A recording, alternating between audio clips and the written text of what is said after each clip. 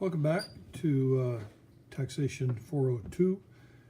We have today a discussion on the alternative minimum tax for corporations. A little bit of background first, and then we'll tell you how it works and discuss the assignment. In 1969, I was a senior in high school back then, a long time ago. Over 150 wealthy individuals avoided paying any U.S. federal income taxes through the use of deductions and other legal tax breaks.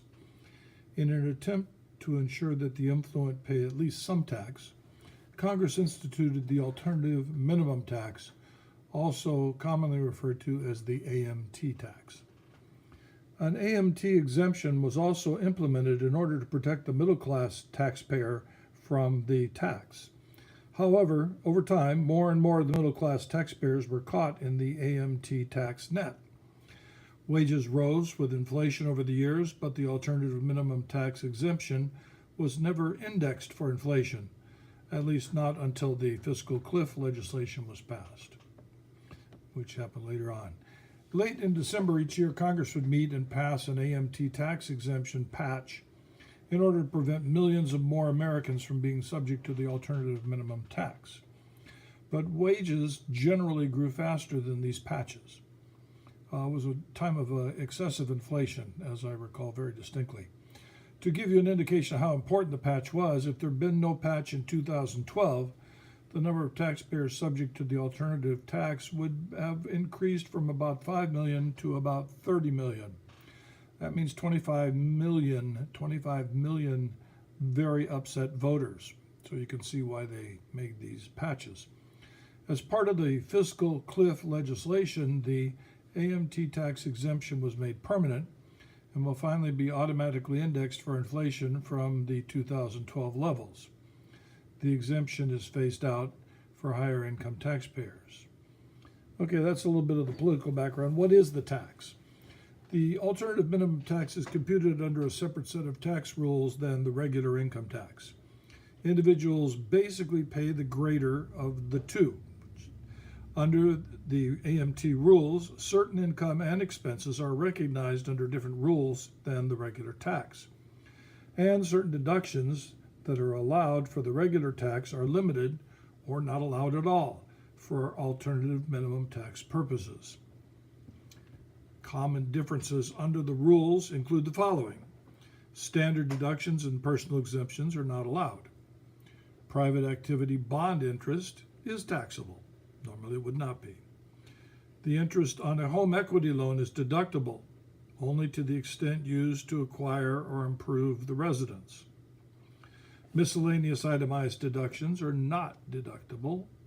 Taxes paid, that is state income taxes, property taxes, so forth, are not deductible. The appropriate alternative minimum tax exemption is then subtracted and the difference is multiplied by the appropriate rate to arrive at the tentative minimum tax. Under the AMT tax rules, income is taxed at 26% up to a certain threshold, and any remaining income is taxed at 28%. Long-term capital gains and qualified dividends are taxed under the same preferential rates for the alternative minimum tax as they are for the regular tax, gains and dividends. Regular income tax is then subtracted from the tentative minimum tax to arrive at the alternate minimum tax, or AMT. If the tax computed under the rules, AMT tax rules, is greater than the tax computed under the regular tax rules, the difference is added to the regular income tax. Common causes. Taxpayers can be subject to the AMT tax for a number of reasons. Most common reasons include the following. They live in a state with a high income or property tax. They have high capital gains. They have incentive stock options and high miscellaneous itemized deductions. Fortunately, there may be some relief available in the form of a tax credit called the minimum tax credit. Some alternative minimum tax differences are caused by timing differences, whereas other differences between the AMT tax and the regular tax are caused by permanent differences. The minimum tax credit is available to taxpayers who paid alternative minimum tax generated by deferral items as opposed to permanent items in a prior year. Okay, that covers essentially what we want to talk about in the lesson. Looking at the lesson readings, we're to read page 15 and page 16 on the alternative minimum tax. This is a very sketchy treatment, which is not explained in any depth, hence my producing for you a longer treatment of it, which we recorded here. Moving on to the activities, there are 4 discussion questions, and those deal with not just the current issue, but with issues of the past 2 weeks, in particular reconciliations and the M3 and M1 tax schedules. So this should be a fairly simple week.